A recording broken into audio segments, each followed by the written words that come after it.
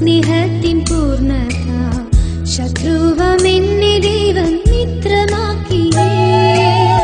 രക്തവും ചിന്തേശം നിന്നെ രക്ഷിപ്പാനായി ഈ സ്നേഹസ്വരൂപനിൻ ആത്മസ്നേഹിതൻ. ഞാൻ തിരുവത്താഴത്തിലിരിക്കുമ്പോൾ അവനെ ഓർക്കാനല്ലേ പറഞ്ഞിരിക്കുന്നത്. അവൻ എവിടെയാണിപ്പോൾ? പിതാവിൻ്റെ വലത്ത് ഭാഗത്ത് എനിക്ക് വേണ്ടി കാര്യസ്ഥനായി നിലകൊള്ളുന്ന യേശുവിനെ എനിക്ക് ഓർക്കാൻ കഴിയണം. അവനെൻ്റെ മണവാളനാണ്, അവനെൻ്റെ കാന്തനാണ്, അതെനിക്ക് ഓർക്കണം. അവൻ്റെ മടങ്ങി വരവിനെ ഞാൻ ഓർക്കണം. എല്ലാം എനിക്ക് ഓർക്കാൻ കഴിയും തിരുവത്താഴത്തിൻ്റെ നേരത്ത്. മറ്റു സമയത്ത് ഓർക്കരുതെന്നല്ല, പക്ഷേ കർത്താവ് ഈ സമയം നമുക്ക് യേശുവിനെ ഓർമ്മ, നമ്മൾ അവൻ്റെ കൂടെ അവനുമായിട്ടുള്ള സംസർഗം ഒന്ന് റിഫ്ലക്റ്റ് ചെയ്യാനായിട്ട് നമുക്ക് നൽകിയിരിക്കുന്ന അവസരമാണ് തിരുവത്താഴം. ലോർഡ്സ് സപ്പർ,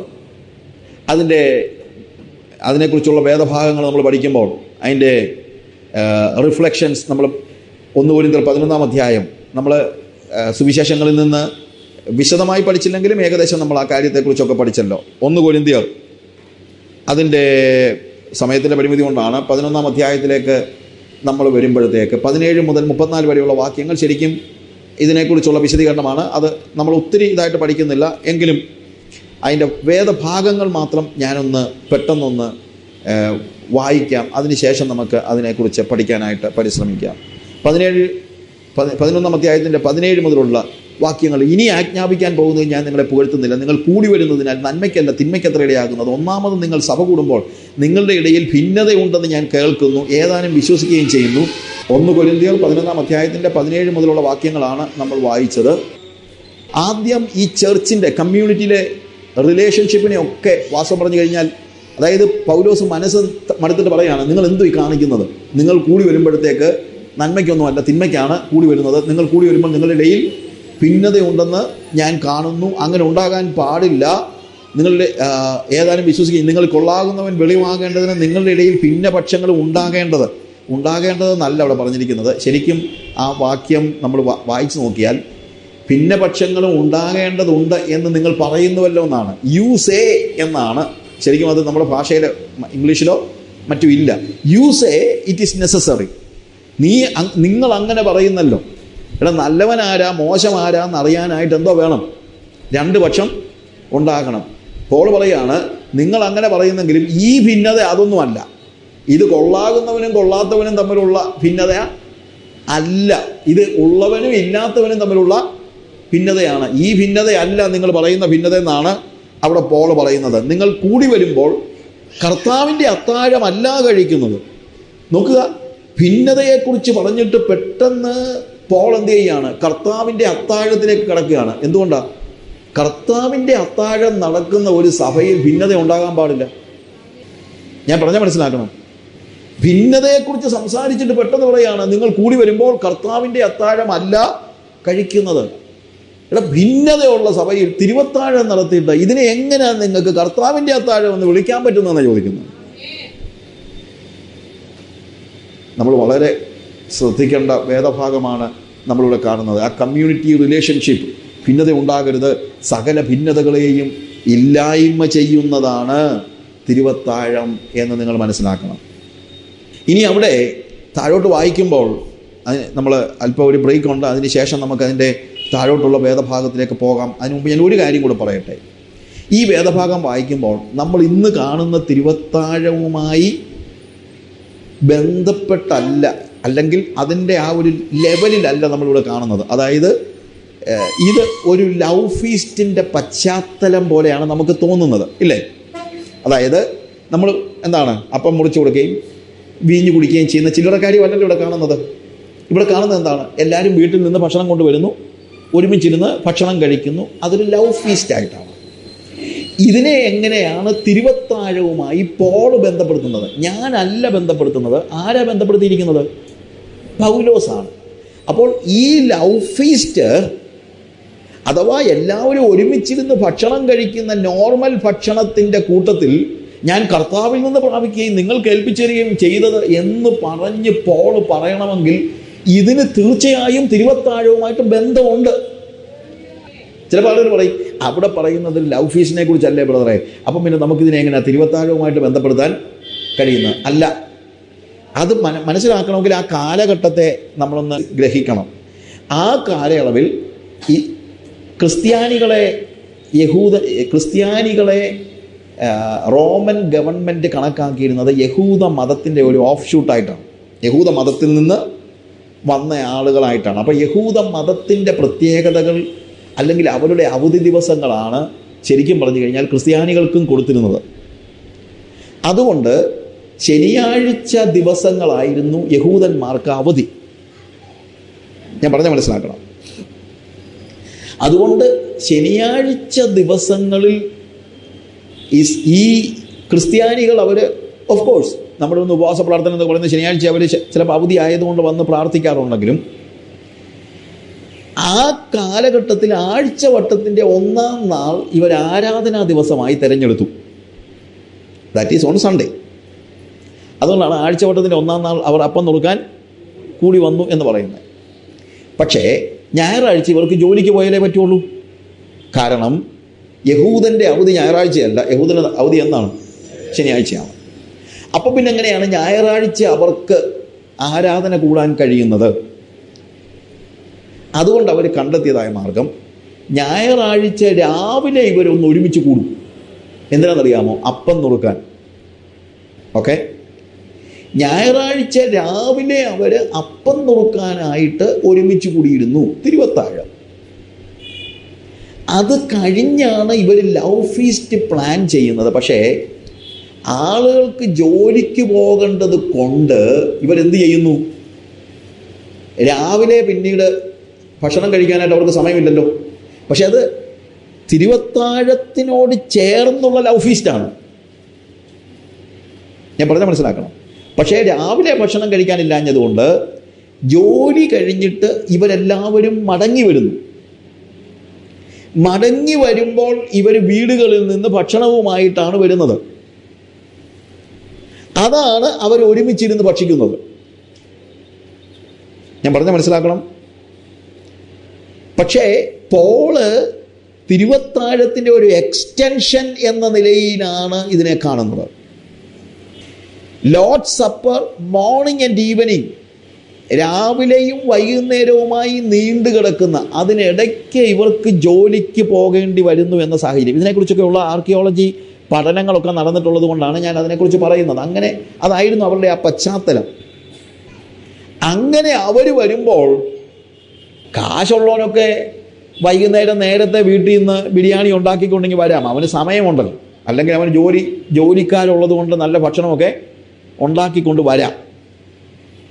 എന്നാൽ സാധാരണക്കാരായ തൊഴിലാളികൾ വൈകുന്നേരം 6 മണി വരെ 6 മണി വരെ പണിയെടുത്തേച്ച് വേണം പോയി ഭക്ഷണം ഉണ്ടാക്കാൻ. നമ്മുടെ നാട്ടിലെ ഭാഷ പറഞ്ഞാൽ അവൻ പോയി വല്ല കപ്പയും ചേമ്പ് പുഴുങ്ങിയതും ഒക്കെ പെട്ടെന്ന് പുഴുങ്ങി അതും കൊണ്ട് വരുമ്പോഴത്തേക്ക് 6 മണിക്ക് തന്നെ കാശുള്ള അച്ചായന്മാർ ബിരിയാണി കൊണ്ടുവന്ന് അവരെല്ലാവരും കൂടെ, കാശുകാരൻ അച്ചായന്മാരെല്ലാം കൂടി ഇരുന്ന് ഇതങ്ങ് കഴിച്ചു. എന്നിട്ട് ഇവർ വന്ന് ഭക്ഷണം കഴിക്കാൻ വരുമ്പോഴത്തേക്ക് അവർ പറയും, എന്നാൽ സഹോദരന്മാരെ വന്നാട്ടെ ഭക്ഷണം കഴിക്കാം. അങ്ങനെ പറയും, ഞങ്ങളെ ഷുഗറൊക്കെ ഉള്ളതല്ലേ, അതുകൊണ്ട് ഇച്ചിരി നേരത്തെ അങ്ങ് കഴിച്ചു. നിങ്ങൾ കഴിച്ചോ? അപ്പോൾ ബിരിയാണി പാർട്ടി നേരത്തെയും ചേമ്പ് പുഴുങ്ങിയത് പിന്നീടുമായി. അപ്പം ഇല്ലാത്തവരെ ലജ്ജിപ്പിക്കുന്ന ഒരു സ്റ്റേജിലേക്ക് ഈ സഭയിലെ ലവ് ഫീസ്റ്റ് മാറിയ സമയത്ത് കർത്താവ് ചോദിക്കുക, രാവിലെ ഒരുമിച്ചിരുന്ന് അത്താഴം കഴിച്ചതല്ലേടാ നീ?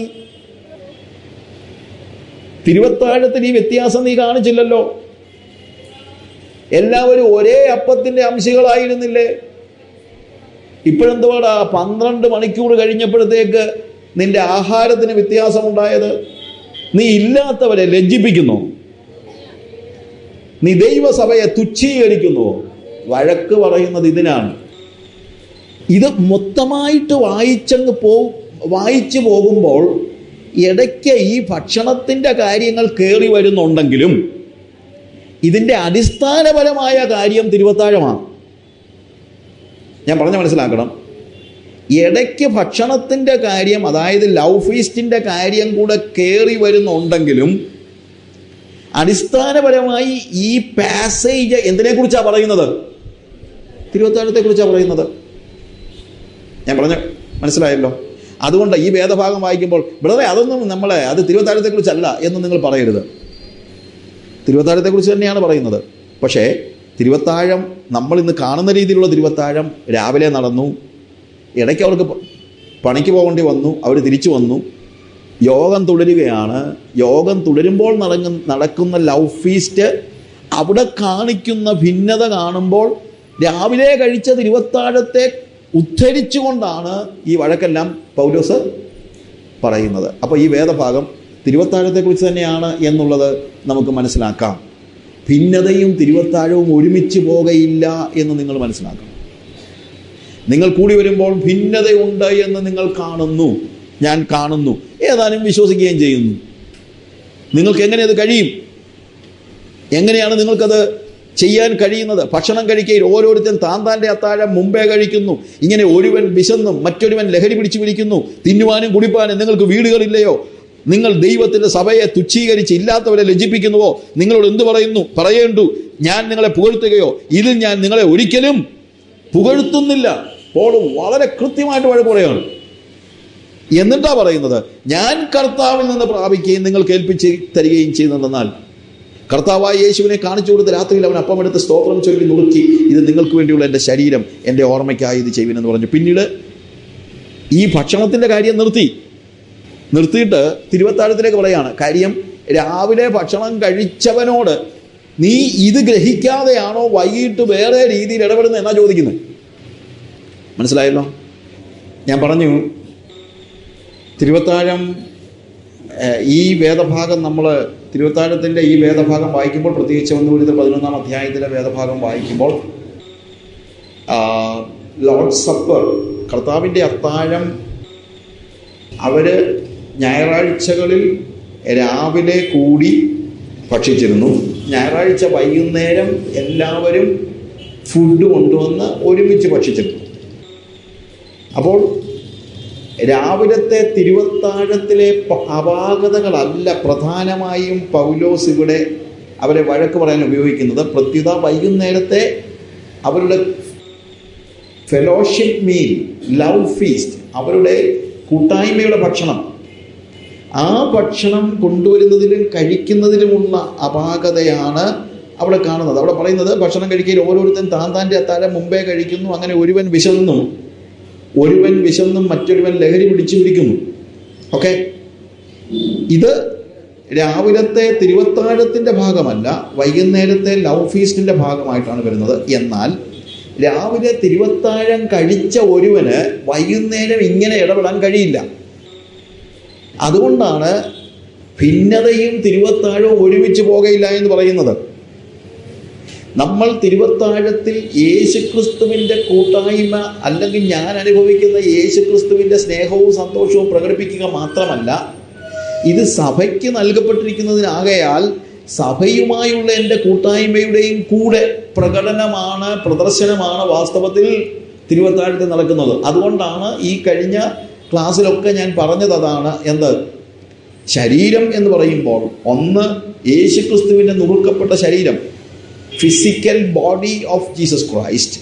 അതേസമയം പലരായ നാം ഒരു ശരീരമാകുന്നു എന്ന് പറയുമ്പോൾ അവിടെ ശരീരം സഭയാണ്. യേശുക്രിസ്തുവിൻ്റെ ഫിസിക്കൽ ബോഡി നുറുക്കപ്പെട്ടപ്പോൾ യേശുക്രിസ്തുവിൻ്റെ സ്പിരിച്വൽ ബോഡി, ആത്മിക ശരീരം നുറുക്കപ്പെടുകയല്ല, യോജിപ്പിക്കപ്പെടുകയാണ് എന്ന് നമ്മൾ കാണുന്നു. അങ്ങനെയുള്ളവർ തമ്മിലുള്ള കൂട്ടായ്മ ഒരു പ്രധാനപ്പെട്ട വിഷയമാണ്. കൊയിനോനിയ എന്നുള്ളൊരു വാക്ക് അവർ ഉപയോഗിച്ചിരുന്നു. ഷെയറിംഗ് ആണ്, ഫെലോഷിപ്പാണ്. ഫെലോഷിപ്പിന് ഗ്രീക്കിൽ ഉപയോഗിക്കുന്ന വാക്കാണ് കൊയിനോനിയ എന്ന് പറയുന്നത്. കൊയിനോനിയ എന്ന വാക്കിന് പല അർത്ഥങ്ങളുണ്ടെങ്കിലും ഒരർത്ഥം കോമൺ പേഴ്സ് എന്നാണ്. എന്ന് വെച്ച് കഴിഞ്ഞാൽ ഒരു പേഴ്സാണ്, കൂട്ടായ്മയിലുള്ളവർക്കെല്ലാം ഒരു പേഴ്സാണ്. ഇന്നിതൊക്കെ പറഞ്ഞാൽ എന്നെ നിങ്ങൾ ഓടിക്കും. പക്ഷേ ഇതാണ് വേദപുസ്തകം പഠിപ്പിക്കുന്നത്. അതുകൊണ്ടാണ് ഞാൻ പറഞ്ഞത്, യോഹന്നാന്റെ സുവിശേഷം 6-ാം അധ്യായത്തിൽ നമ്മൾ കാണുന്ന യേശുവിൻ്റെ ശിഷ്യന്മാരായി കുറേ നാൾ കൂടെ നടന്നവർ പോലും അവനെ വിട്ടുപോയെന്നാണ് പറയുന്നത്. അവർ പറയുന്നത് എന്താ? ഇത് കഠിന വാക്ക്, 12 ശിഷ്യന്മാരോട് കർത്താവ് ചോദിച്ചു, നിങ്ങൾക്ക് പോയിക്കൊള്ളുവാൻ മനസ്സുണ്ടോ? അവർ പറഞ്ഞു, നീ പറയുന്നത് കഠിന വാക്കാണ്, പക്ഷെ അതാണ് നിത്യജീവന്റെ മൊഴി. നിത്യജീവന്റെ മൊഴികൾ കഠിന വാക്കുകളാണ്. അത് ഞങ്ങളോ ഞാനോ മറ്റൊരാളോ പറയുന്നൊന്നും അല്ല. ഇത് വേദപുസ്തകത്തിലെ യേശുവിൻ്റെ വാക്കുകളാണ്. അവരുടെ കൊയിനോനിയ 1-ാം നൂറ്റാണ്ടിൽ നമ്മൾ ഒന്നാമത്തെ അപ്പോസ്തോലിക സഭയിൽ അവരൊന്നും സ്വന്തമെന്ന് എണ്ണിയില്ല. അവരെല്ലാം മറ്റുള്ളവരുടെ ആവശ്യങ്ങളെക്കുറിച്ച് കൺസേൺഡ് ആയിരുന്നു.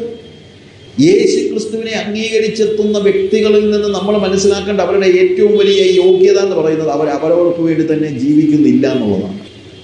യേശു തനിക്ക് വേണ്ടി തന്നെ ജീവിച്ചോ? ഇല്ല. അങ്ങനെയെങ്കിൽ യേശുവിനെ അനുഗമിക്കുന്നവനും തനിക്ക് വേണ്ടി തന്നെ ജീവിക്കാൻ പറ്റില്ല. അങ്ങനെയാകുമ്പോൾ ഈ കൊയിനോനിയ കറക്റ്റായിട്ട് വരും. അങ്ങനെയാകുമ്പോൾ ഈ ഷെയറിങ് നമ്മൾ ഉദ്ദേശിക്കുന്ന പോലെ തന്നെ വരും. വേദപുസ്തകം അടിസ്ഥാനമാക്കി തന്നെ വരും.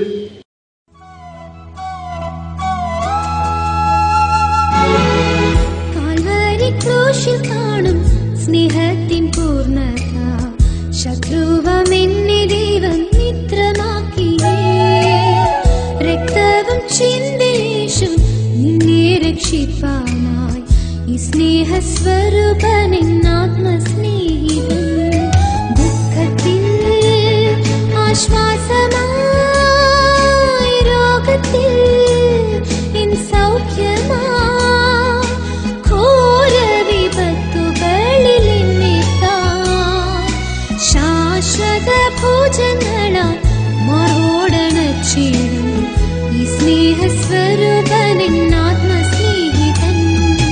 ദുഃഖത്തിൽ ആശ്വാസമായി രോഗത്തിൽ സൗഖ്യമായി, ഘോര വിപത്തുകളിൽ എന്നെ താൻ ശാശ്വത ഭോജങ്ങളാൽ മറോടണച്ചിടും, ഈ സ്നേഹസ്വരൂപനെൻ ആത്മസ്നേഹിതൻ.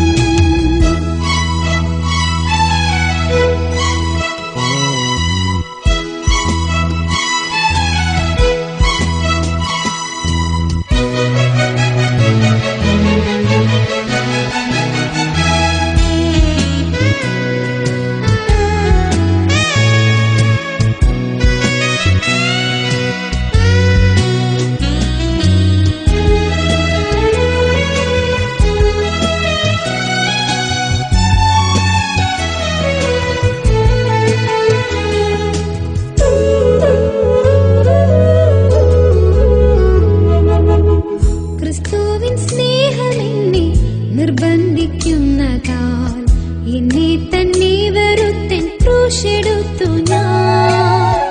നിന്നയും ചുമന്നു പോ പാളയത്തിൻ പുറം, ഈ സ്നേഹസ്വരൂപനെൻ ആത്മസ്നേഹിതൻ.